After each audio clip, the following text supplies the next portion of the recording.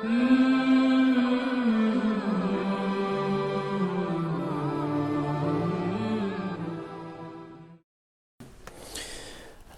بالله من الشيطان الرجيم بسم الله الرحمن الرحيم الحمد لله رب العالمين والصلاة والسلام على سيدنا ونبينا محمد اللهم صل على محمد وآل محمد وعلى آله الطيبين الطاهرين ولعنة الله على أعدائهم أجمعين. Dear brothers and sisters, Assalamu alaikum wa rahmatullahi wa barakatuh. Every year when it comes to Muharram and lecturing each night, we learn about the different examples which we can extract from the story in Karbala and the different examples of which we learn from each character. Usually, for example, some of the topics such as repentance is mentioned, how someone who could be in the worst state in their lives and then come later and become a pious believer who will enter Jannah.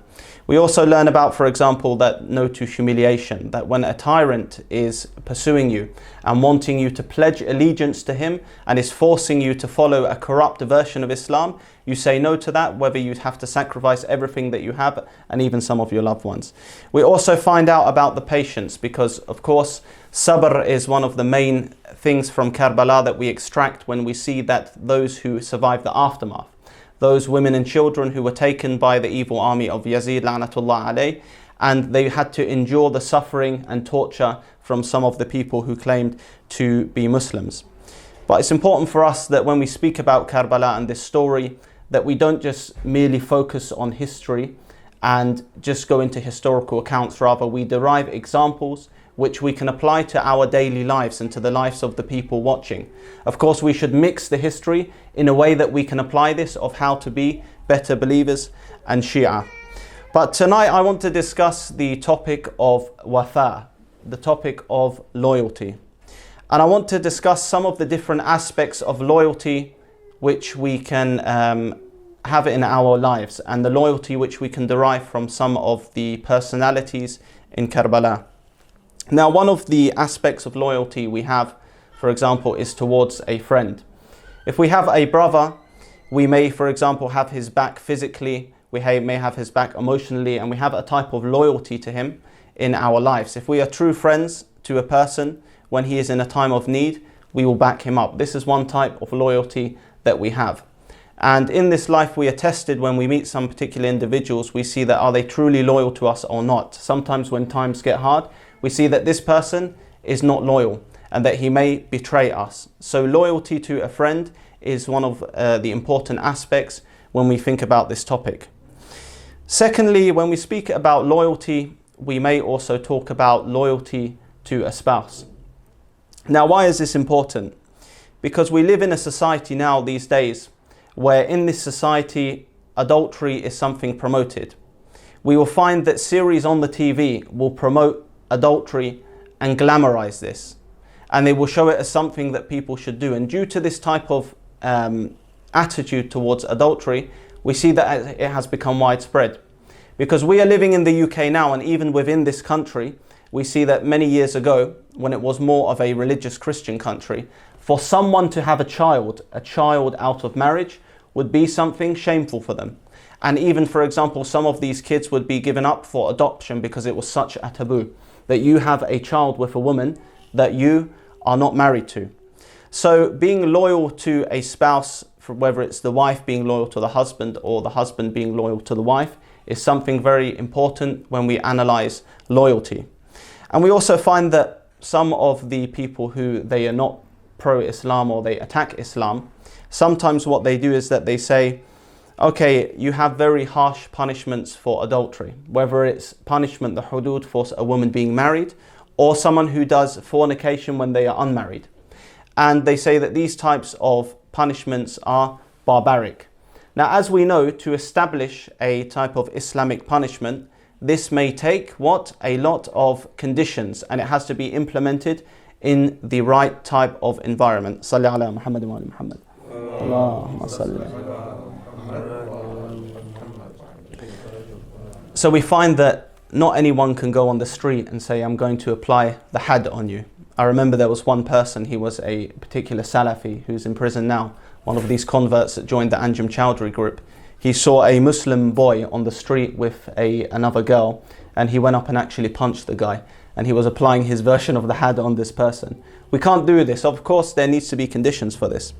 But what we find is that because people these days, they have a type of subjective morality. So let's say some of them are atheists, they make up what they think is good and bad. So the act of adultery and being loyal to one's spouse, when someone is unfaithful, they're not loyal to their spouse and they commit adultery while they're married, they say, yeah, you know, there's no problem about this. They see it as a very small thing. Because why? They make up their own type of morality. So they see it as something very minor. And that's why when it comes to the Islamic punishments, they say that these things are barbaric. But what is contradictory about this is that, I don't know if many of you brothers have seen these paedophile hunting pages where they set up these guys and then they film it and they go say, why were you speaking to a 12, 11-year-old online? When you look in the comments of these videos, you see many of them saying this person should get the death penalty. He should be executed. Or you see about child rapists, this person who raped a child, he's a paedophile, he should be executed. So when it suits them, they want to have a harsh punishment, which would also be the Islamic punishment. Of course, in the Islamic punishment, if it would be applied in the correct way, someone who raped a child, he would be, for example, viable for capital punishment. He would go under capital punishment. But we see because of their subjective morality, they make up what they think is good and bad. What do they say? They say, okay, yeah, we want this person should be killed, bring back capital punishment. Because they see the action of someone touching a child as very type of bad action. But why when it comes to adultery and these types of things, it's normal. Someone can do that, they don't deserve any punishment for this. So we see the problem about these people is because they take their morality from what? They take it from anywhere. They just take some from the society, they may take some from their parents, they make it up as they go along. They have no standard to criticize the Islamic punishments. So they'll agree with some of the Islamic punishments if it suits them, and at other times because they see the action as something not, it doesn't have much relevance to it this time, anyone can do what he wants. They say, okay, the punishment is bad for that. And that's why as believers as well, as Muslims, we shouldn't say that one sin is worse than we take it as minor. So I have a sin that I'm doing and I say this sin, I don't take it seriously. This sin that can actually be smaller than another sin becomes more big because you took the sin lightly. So we shouldn't do this as believers. The third type of loyalty that some people have is when it comes to an idea or cause. Now, if you are very dedicated to a cause and you have that true passion for a cause, this can be something possible and something good.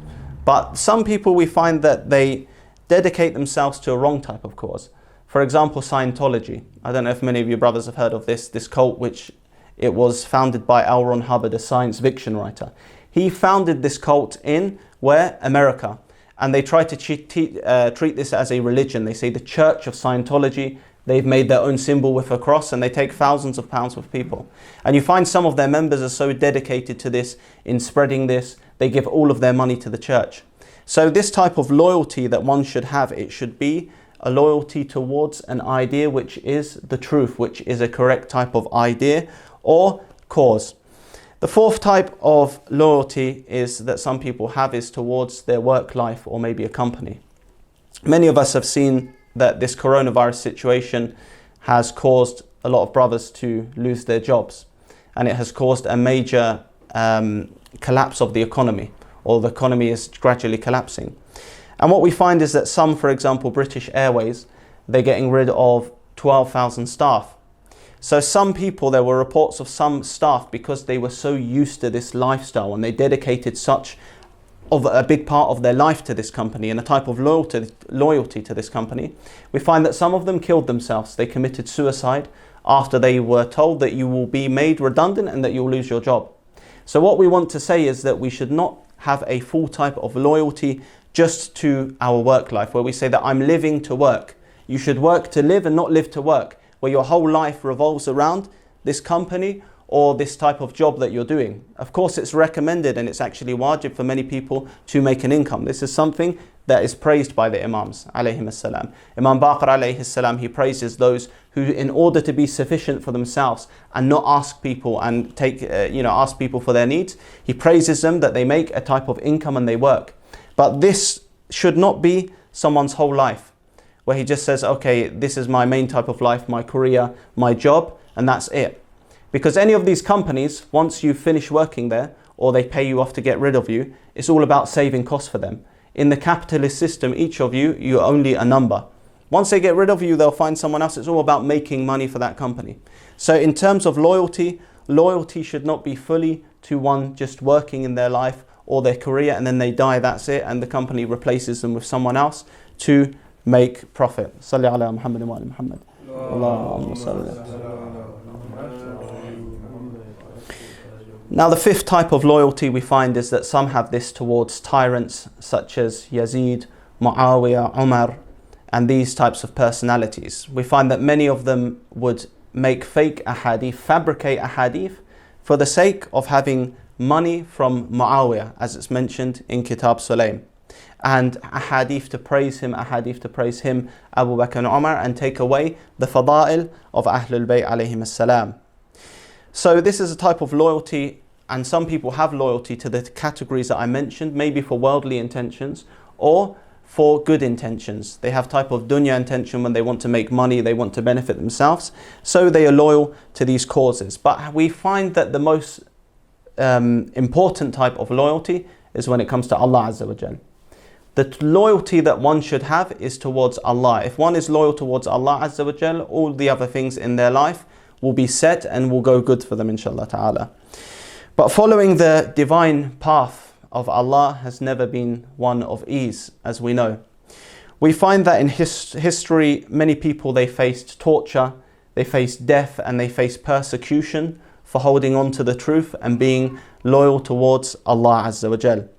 In the surah of Al-Buruj, surah 85 in the Holy Quran, it mentions the following ayahs: أعوذ بالله من الشيطان الرجيم بسم الله الرحمن الرحيم قتل أصحاب الأخدود النار ذات الوقود إذ هم عليها قعود وهم على ما يفعلون بالمؤمنين شهود وما نقموا منهم إلا أن يؤمنوا بالله العزيز الحميد. We find that it says, cursed were the makers of the pit of fire. So cursed were these people that they made a pit of fire, of the fuel-fed fire which kept burning, when they sat by it and they were witnesses of what they did to the believers. They were vengeful towards them for no other reason except that they believed in Allah, the Almighty, the Praiseworthy. Now these ayat, they speak about a particular group of believers. We don't know exactly which religion they were following. Some people say they were the two true types of Christians, but we don't actually know from the riwayat, or the Quran doesn't mention exactly what they were following. Rather, we know that they were following the true path and they were following the true religion. We find that these people, they were following the true religion of Allah Azza wa Jal, and for this they were threatened with fire. So we don't know which religion, but they were following the true path of Allah Azza wa Jal, and these people, what they did is that they lit a fire in order for them to stop their beliefs, to denounce their faith in Allah Azza wa Jal. And some lit the fire and they participated in this, and another group of them, they sat around. So these believers, according to the Quran, they didn't denounce their faith, and what happened due to this is that they were burned alive in this pit of fire. And this is what some people face for following the truth and following the path of Allah Azza wa Jal. Many of us, if it came to the situation of being threatened with fire and burning, we would say that, okay, we'll do a type of taqiyya, we'll hide our faith, and we're not going to denounce our loyalty to Allah Azza wa Jalla and the truth. Of course, one can use this. If someone is under threat, they can use this. This is not being disloyal to Allah. But for these people of such strong faith to be threatened with a burning fire in a pit and be thrown in there and burned to death, this shows that they had the true faith in Allah Azza wa Jalla, and they were willing to die for this loyalty and be martyred. And what this reminds us of is one of the sayings of Imam Rida alayhi salam, one of the ahadith, where he says, Muharram is a month in which bloodshed was considered unlawful by the pre-Islamic pagan Arabs. So the mushrikeen within this month, they would not shed any blood or have types of wars with people. This is the type of sanctity that was given for Muharram. Imam Rida alayhi salam, he continues and says, but our blood was shed in this month. So it's meant to be a month of sanctity, where people are not fighting, there's no wars, but the Ahlul Bayt alayhim salam, no problem, shed their blood. Our sanctity was violated and our children and womenfolk were made captives. Our tents were set ablaze and whatever was found within these tents, the types of valuables or anything worth of value, was looted, it was stolen. So we find a correlation between the previous ayat and this saying of Imam Rida alayhi salam, that those who were loyal to Allah Azza wa Jal by being loyal to Imam Hussain, both of them are the same. If you were loyal to the Imam, you were loyal to Allah. They were also had the threat, or actually had the action against them, of burning of the tents. And as we know, the women as well, we don't fully know what happened, because had we know what happened, we wouldn't be able to bear this.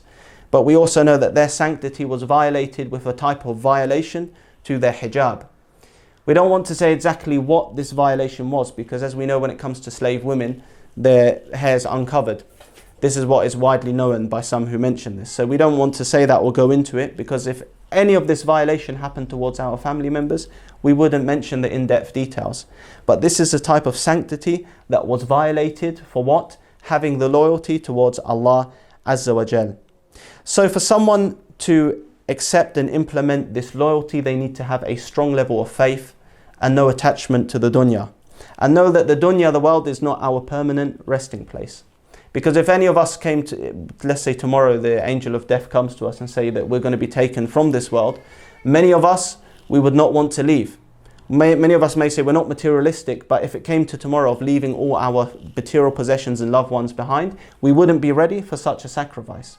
So as we see, those with Imam Hussein alayhi salam, they were loyal in this, that they had the loyalty to Allah Azza wa Jal, they had the loyalty to the Imam, the loyalty to the Imam, and they didn't care about leaving this world, and they even endured the torture that happened afterwards. So what we know is that Salli ala Muhammad wa ala Muhammad. Allahumma salli ala Muhammad. Many of you brothers have probably heard this shubha that comes up, this doubt, where now we've shown some examples in the Quran. These people, these true believers, they were burned to death for believing in Allah Azza wa Jal. The women and the children had their tents set on fire during Muharram. We know this.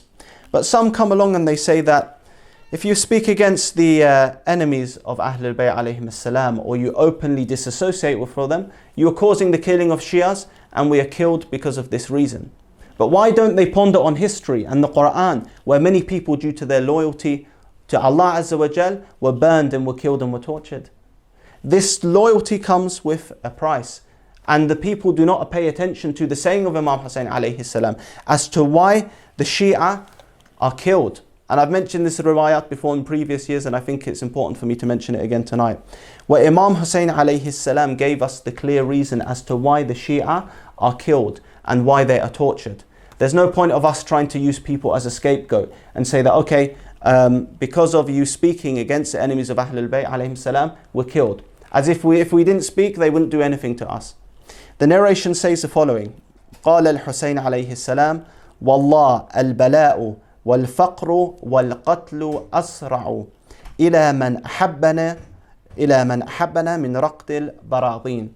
He says that by Allah, afflictions, so the afflictions, the bala, the qatl, the killing, and the poverty and being killed comes more quick to those than the galloping type of racing horses. So the Imam is making clear in this hadith that man ahabbana, the one who has love for us, the bala, the afflictions, he has many problems, the killing and the poverty come to him.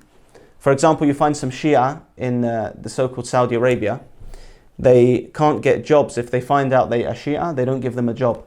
So they need to hide that they are Shia. And some of them suffer in poverty due to this. Or in other countries, the Shia, due to them being Shia and people finding out, they can't get jobs. So a type of poverty comes to you because you love Ahlul Bayt alayhim salam. Another thing is the afflictions. How many of the Shia have had problems where, they've been oppressed, or they've even stopped being held majalis. They cannot hold the majalis, for example, in Malaysia, because what? They are the lovers of Amir al-Mu'mineen and the Ahlul Bayt alayhim salam. And of course the killing. So again, Imam Hussein alayhi salam says what? By Allah, afflictions, poverty and being killed comes more swiftly to those who love us than racing horses. The Imam makes it very clear in this narration that because you love Ahlul Bayt alayhim salam, because you have that love in your heart and you are a Shia, the killing comes to you, or if not killing, the poverty, or if not poverty, the afflictions, or maybe all of them come together at one point and you end up being martyred because you love them. So can anyone now come and be a scapegoat and use someone as a scapegoat and say, because you speak against the enemies, people kill you? When you stop having the love, if we take the opposite of this hadith, let's say you do not have the love of Ahlul Bayt alayhim salam, then they'll leave you alone and they'll stop killing you. So this is why Imam Hussein alayhi salam, he gave his companions a choice on the night before, on Ashura Taswa, the night before the day of Ashura, because he knew what was going to happen to them. Salli ala Muhammad wa ali Muhammad. Allahumma salli. Imam Hussein alayhi salam, he gave them the choice of leaving or staying with him, because he knew that having the hub and having the love of him will cause them to endure a massacre. And for some of them, as he consoles Lady Zainab and he tries to calm her by saying that stay patient in this time of what's going to happen, he knew all of these bala which would befall them. So what did these companions do, and how can we see if they had loyalty or not? Imam Sadiq alayhi salam, he says in Bahar al-Anwar, he says that the companions of Hussein had no concern, or some of them had no concern about being killed, or many of them. And he says, it is because the curtain before their eyes was removed, so much that they had seen their arrivals in the Jannah. A man among them seemed to be in a hurry to become a shaheed, to meet his companions and reach his place in paradise. So some of them, it's like they're saying, let death come to me now. I want death to be coming to me so that I can be with the pious people in Jannah, or the prophets and the Ahlul Bayt alayhim salam, because they knew their final destination. And how did they know this? And the next narration mentions it, where Imam Hussein alayhi salam, he says, إِنَّمَا يُرِيدُونَنِي وَلَوْ قَتَلُونِي لَمْ يَلْتَفِتُوا إِلَيْكُمْ. So Imam Hussein alayhi salam says, look, just go. These people, they want me. They want to kill me and they want to pursue me. You are all free to go. So it says, Imam Sajjad, he then says in another narration, so the first one was Imam Sadiq, Imam Sajjad says, during the night before the martyrdom of my father, I was with Imam Hussein. And he said to his people, you can take this night as a shield. You can take it as a shield for all of you to go and be free. So you can take this night as a shield quietly. Move away to save yourselves for yourselves. These people want me only. If they kill me, they will not bother you. You are free with the opportunity to move to safety. So their response after this, we see their loyalty now, that you can get out of it. Like some people, they run away in the battle. They have a chance to get out of the battle and they run away and save themselves. But these people, what did they say? They said, by Allah, this can never happen. Tomorrow all of you, so the Imam replied to them, tomorrow all of you will be killed and no man will be able to escape. They said, Alhamdulillah, all praise belongs to Allah for his granting us honor to be killed with you. So then the Imam alayhi salam, he performs a type of miracle as we've seen in the past. For example, Imam Sadiq, he had Abu Basir, the companion who was blind. And Imam Sadiq placed his hand on his eyes and the companion had sight after that. But then he said to them that if you keep this sight, if you do not have this sight, it will be better for you and you'll enter Jannah quicker.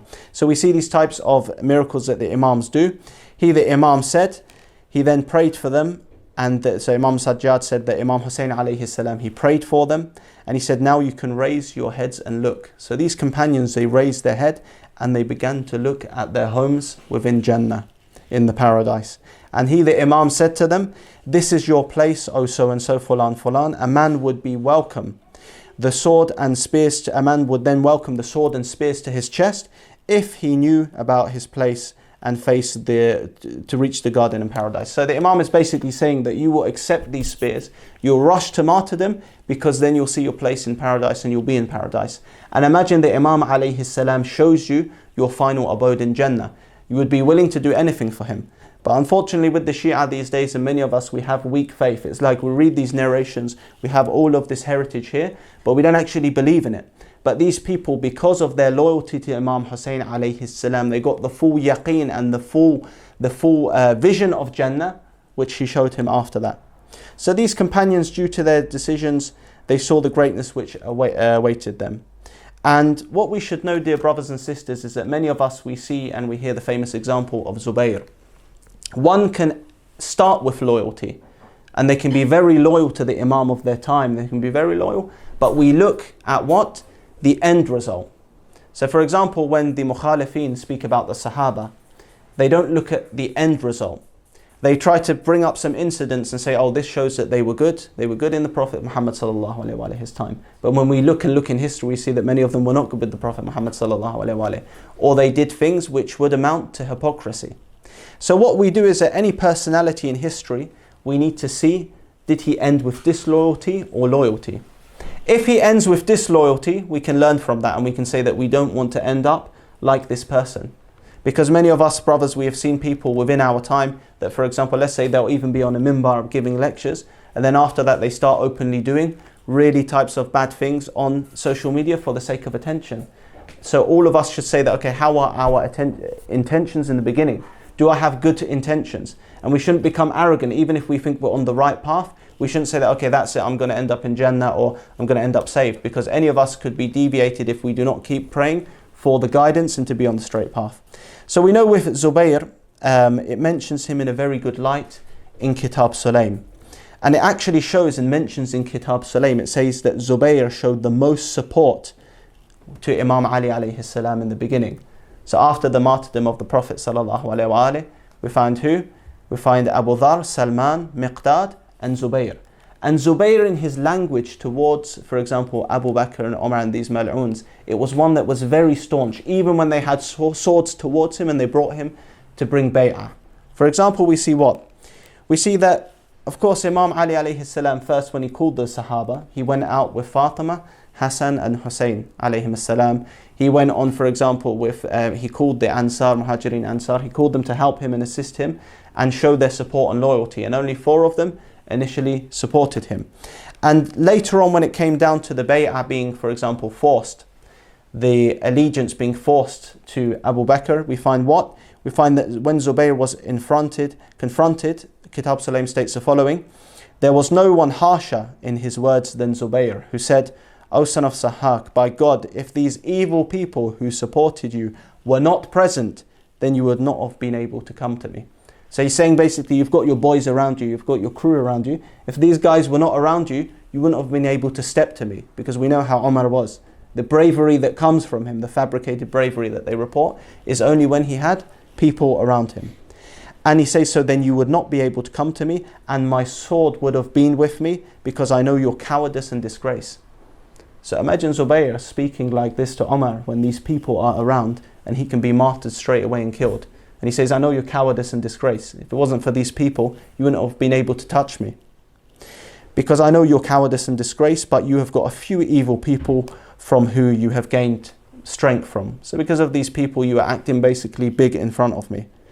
After that, Zubayr goes even further, according to the narration, where he basically calls Umar a son of zina. Can you imagine this? The strength and type of courage that one would have to say this to Umar, why all of these people have their swords and they could burn you alive or chop you into pieces. Such a character, dear brothers, when we analyze him, we would say that he would not deviate. You know, this is one of the most loyal people. The Kitab Sulaym, it praises him in such a high extent. And as we know, you know, some people put doubts on Kitab Sulaym. Let's say it was a book just to make Sahaba look bad. It wouldn't have mentioned these types of details of Zubayr. It wouldn't have mentioned praise about him. It would have basically spoke completely bad about him. But we find this type of praise in the beginning. So this loyalty in the beginning. But then what happened later to Zubayr? We know that he eventually joined Aisha. Ya Zubayr, you were for Imam Ali alayhi salam. Your loyalty in the initial stages were recorded as being some of the most best loyalty and harshest words that you used against these oppressors. Oppressors. But then after that, you go to this mal'una Aisha, you go to Aisha, you join her army after this to fight against the Imam of your time. So this example, dear brothers, it shows us that we need to, inshallah ta'ala, stay faithful and firm within our faith. If someone like Zubayr, who was so strong at the beginning, has this loyalty and finishes off his historical biography with disloyalty, then it can happen to any of us. That someone, he makes majalis, he goes to the Hussainiyah, he practices Islam, and then towards that, he deviates. Or he becomes one of these so-called ex-Muslims and he starts believing in atheism and all of these nonsense types of concepts that they are teaching us these days. And of course, as I mentioned, staying firm, we should stay humble, because if we become arrogant and we think we're safe straight away, we could end up disloyal to the Imam of our time, just like Zubayr was. Now, how can we, dear brothers and anyone watching, dear brothers and sisters, stay loyal to Imam Hussain alayhi salam? And how can we stay loyal to the Imam of our time? One way we can do this is by at least following the religion properly, following the religion in a correct way. If Imam Hussain alayhi salam and his companions and the women and children went through this sacrifice for what? To preserve Islam. They went through this sacrifice to preserve Islam, not as a political sacrifice, as some people try to say, some of these political type people. It was a political incident. No. He went to preserve Islam, but then at the same time, his people who claim to be his followers, they can't follow the teachings correctly. Imam Hussain, we say, Ashhadu annaka qad aqamta as-salah, that verily we bear witness that you establish the salah. And then we see that many people, they don't establish the salah. They come to Muharram, they do some sinazani, they get some free food. After that, the rest of the year, he doesn't pray salah. And why, when you ask them, they say, oh, following the religion is hard in this country. As soon as I go out of my house, I may see haram. When I try to find a job, for example, I may be dealing with some haram things, or I need to say, okay, can I pray at this job? Am I selling merchandise which is not validated by Islamic law? He says that everything is like a test for him, and it's too hard to follow when you're living in a type of non-Muslim country. But as we know, that ahadith mention clearly about this, dear brothers, about following the ahadith in the time of the disappearance of the Imam, or the occultation of the 12th Imam. The hadith says, كنا عند أبي عبد الله جلوسا فقال لنا إن لصاحب هذا الأمر غيبة المتمسك فيها بدينه كالخارط للقتاد ثم قال هكذا بيده فأيكم يمسك شوق القتاد بيده. So the Imam says here, and then after that it says ثم أطرق مليا ثم قال إن لصاحب هذا الأمر غيبة فليتق الله عبد وليتمسك بدينه. So Yaman al-Tamar, one of the companions of Imam Sadiq, he says that once we were in the presence of Imam Sadiq alayhi salam, and he said to us, the one in charge of this matter, so the 12th Imam, may Allah hasten his reappearance, will disappear from public sight. So of course the Imam is present, but he's in occultation, and maybe some of only the very strong believers, they get a vision of him or they get to see him. He will disappear from public sight. At that time, following one's religion, and this is a very important part, dear brothers and sisters. The Imam is not physically, or let's say he's in occultation, so we are deprived from being with him at the moment physically and being able to see his face. At that time, so the consequences of this are what? At that time, following one's religion would be like wiping the thorns of a cactus plant with one's bare hands. So the Imam gives the analogy that following this religion is like taking a cactus plant and wiping your hands on it. Have any of you ever touched a cactus plant when you were younger? For example, me, I have before. And we can tell that it hurts very bad. But the analogy here is what? To show that following the religion will not be an easy task. When the Imam is not present, you will face many challenges, especially being in the West. For example, even some brothers, we have one brother here who is French. In France, they are very anti-religion usually, and they are more towards secularism or completely away from the religion. So you are not allowed to, for example, practice your religion in the workplace. So brothers in different countries will face different tests. So the Imam says here that, Imam Sadiq says that at that time following one's religion would be like wiping the thorns of a cactus plant with one's bare hands. The Imam then made certain hand gestures, and he said, who among you is ready to hold his hands on a branch of the cactus? So who amongst you is ready to grab this type of cactus? He then remained quiet for a little while and then said, the one who is in charge of this amr, meaning the 12th Imam, he will disappear from the public sight. So a servant must maintain piety before him and hold fast to his religion. So the Imam alayhi salam, Imam Sadiq, he tells these companions what? He tells these companions that within the time of the occultation, holding onto your religion will be like holding onto a cactus. And what you must do is that you must observe and maintain piety. So we link this hadith with the sacrifice of Imam Hussain alayhi salam and what he went through. And we say that, okay, within this day and age, for me to remain loyal, I just have to follow my deen, I have to propagate the religion. And this is nothing compared to the sacrifices that the companions of Imam Hussain alayhi salam went through. That, okay, of course it might be a bit difficult sometimes, you need to find a place to pray, you've got less time. This is nothing compared to what occurred to these people. That they wanted to pray and then they were taken captive and shackled. They wanted to observe the hijab and then they had the hijab violated by these mal'uns. So now we know there were plenty of loyal companions like Habib bin Muzahir. This is one of the examples of one of these loyal people who came back and tried to encourage others to join the Imam and join him in his army, but they didn't listen. But someone who comes to our minds and we can learn from the status that he gained from this short period of loyalty is Abu Fadhl Abbas. Salli ala Muhammad wa ala Muhammad. Allahumma salli ala Muhammad wa ala. Now he was one of the people that gained a particular type of infallibility. Now we know the 14 Ma'asumin, we say they are infallible. We say that prophets are infallible. When you research and you study in the aqa'id, some ulama, they divide infallibility into two types. For example, they say isma, the sughra, and the kubra, the big type of isma, or the major type, and the minor type of isma, the infallibility. And then sometimes they distinguish between them. So for example, they say the minor type is one that someone can earn. For example, Lady Zainab salamullahi alayha, Fatima Ma'asuma salamullahi alayha, Abu Fadhl Abbas, they have this type of infallibility. But then other scholars come along and they say the aql, the intellect, cannot actually understand the difference between this type of infallibility. Rather, they say that Abbas, Abu Fadhl Abbas alayhi salam, he has a type of infallibility. And that doesn't mean, for example, that he would be on the same status as the 14 Ma'asumin.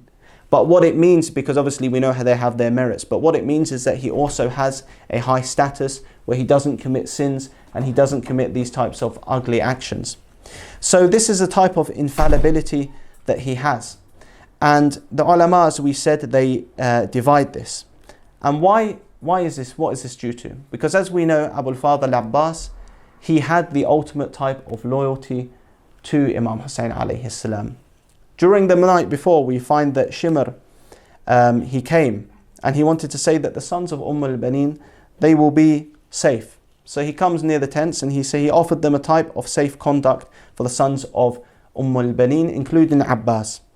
But then Abbas, he didn't reply to him. So this mal'un Shimr, may Allah curse him, he comes and he says, okay, look, leave Hussain and come with me. Because for them to leave Hussain, imagine they left Hussain, it would be an even more type of insult to him that your own brother, the close ones to you, have left you. They have come to us. So Shimr, he wanted to what? Humiliate Imam Hussain alayhi salam, his companions even more and take some of them away. When Abu Fadhl Abbas, he received permission to reply and he asked Imam Hussain alayhi salam, said, you can reply to him. He said to Shimr, may your hands be cut and may Allah curse you. May the curse be upon your safe conduct. So this type of safe conduct, I don't want to take it and shove it up, whatever. I do not want any safe conduct from you. I will remain with Imam Hussain alayhi salam. O enemy of God, Ya Adu Allah, do you suggest to us to leave our brother and master Al-Hussain, son of Fatima, and join the Mal'unin, the cursed sons of Yazid? You give us safe conduct while the son of the Prophet Al-Hussain is not safe. So if you want to give me safe conduct, if you want me to be good with you, you give Hussain alayhi salam safe conduct. So because of this loyalty that Al-Abbas have, we find narrations which have raised his status so much that we cannot fathom them within our minds and with our intellect. What does Imam Sajjad alayhi salam say? And this is due to Al-Abbas, his loyalty, not accepting this safe type of conduct and this safety from Shimr and staying with Hussain. Imam Sajjad alayhi salam, he says in a hadith that وَإِنَّ لِعَمِّ الْعَبَّاسِ مَنْزِلَةً يُقْبِطُهُ عَلَيْهَا جَمِيعَ الشُّهَدَاءِ وَالصِّدِّيقِينَ يَوْمَ الْقِيَامَةِ. He says, indeed my uncle Al-Abbas has a position in heaven that all of the shuhada, all of the martyrs and the siddiqeen includes the prophets as well, would have envy towards. Now it's just noteworthy to mention that يُقْبِضُهُ, this type of envy is not like hasad. For example, you see someone who's religious, he's a pious brother, you envy him in a good sense, that you say, I want to be like this brother. I want to reach his level of knowledge. So they will have this nice, good type of envy, this religious type of envy for the position of Abbas alayhi salam. And this is how just a few actions within your life, a few actions of loyalty can raise you up in this type of way. That we find that ahadith mention him in such a amazing way, where these shaheeds, these prophets, they want this type of status that he has in terms of being so close to Hussain alayhi salam and so close to Allah Azza wa Jal. Again, we read the narration one time, indeed for my uncle Abbas there is a position in heaven that all the shuhada, or every single shaheed, would be envious of. And we cannot fathom again this position of Al-Abbas that he will have in Jannah for staying loyal to Imam Hussein alayhi salam. It could have been that he had anything that he wanted, any material possessions, but he knew what was going to happen to him. And another thing is that we find that Imam Ali alayhi salam, in some of the reports, he took the hand of Al-Abbas and kissed it. He kissed the hand of Al-Abbas. And he used to kiss him when he was younger and when he was a small child. And this shows that a ma'asum, Amir al-Mu'mineen, Mawla al-Muwahhideen, the master of all of the monotheists, the people who follow the monotheism, the commander of the faithful, kisses Al-Abbas's hand. And this is the same hand that was cut off when he pursued in trying to get water. And if we just read, and inshallah ta'ala we finish off, and we mention some of the events which occurred when Al-Abbas tried to get the water and quench the thirst of the children and the companions of Imam Hussein alayhi salam. How can we not strike our chests when we remember Abu Fadhl, when he went to the river to get water for the thirsty children? When the cries of Al-Atash were heard from every corner. Al-Abbas fought bravely to get to the Furat, and when he reached the water, he looked at it as if to drink. So he makes this way there and he would be able to drink for himself. But due to his loyalty to Hussein alayhi salam, when he's not even near Hussein, he remembered the thirst of his master Hussein. How could he drink and cool his thirst when the thirst of Imam Hussein was there and his tongue was dry, and when the kids were crying due to thirst? He filled the container with water and was coming back to return it to the children when he was struck on the arm, and his right hand, the same hand that Amir al-Mu'mineen alayhi salam used to embrace and kiss, was cut off. He was struck on the arm and his right hand was cut off. He continued carrying the water with his left hand until another blow was given and his hand again was cut off. So both of his hands were severed. Ya Abul Fadhl, Ya Qamar Bani Hashim, you were so determined that you continued to carry the container of water by holding the strap in your teeth. So he held even the strap in his teeth. Even if both of his hands are cut off, this loyalty still remains, where he finishes his seerah, his biography and history, with this loyalty that he carries the pouch of water with his teeth to the companions. He carried the container of water holding the strap in his teeth, and he heads towards his master. Hussein al-Harmala shot an arrow and pierced the eye of Al-Abbas, which made him fall from his horse, and the bag of water burst. When we fall, our first reaction is to put our hands on our faces. When people are attacked, they put their hands on their faces to cover the damage. But Al-Abbas, he was not able to do this because he had no hands, and both of the hands were severed and cut off. Assalamu ala al-Hussein wa ala Ali ibn al-Hussein wa ala awlad al-Hussein wa ala ashab al-Hussein. Salli ala Muhammad wa ali Muhammad. Allahumma salli ala Muhammad wa ali Muhammad. So we finish, inshallah ta'ala, this with the last words, that when it comes to the concept of loyalty, I mentioned the different categories within our life where we can put our loyalty towards, but the main loyalty is towards Allah Azza wa Jal and His cause. And as the Imams alayhim salam says, or Imam Rida, Rahimallahu man ahya amrana. May Allah, mercy of Allah, be upon those who revive our affair. And by this revival each year that we do in these majalis, we are able to continue and renew our loyalty to Abu Abdullah and all of those who were martyred and faced the torture afterwards in order to preserve Islam. I thank you for attending, brothers. Salli ala Muhammad wa ali Muhammad. Allahumma salli ala Muhammad wa ali Muhammad wa ajil farajahum wa ala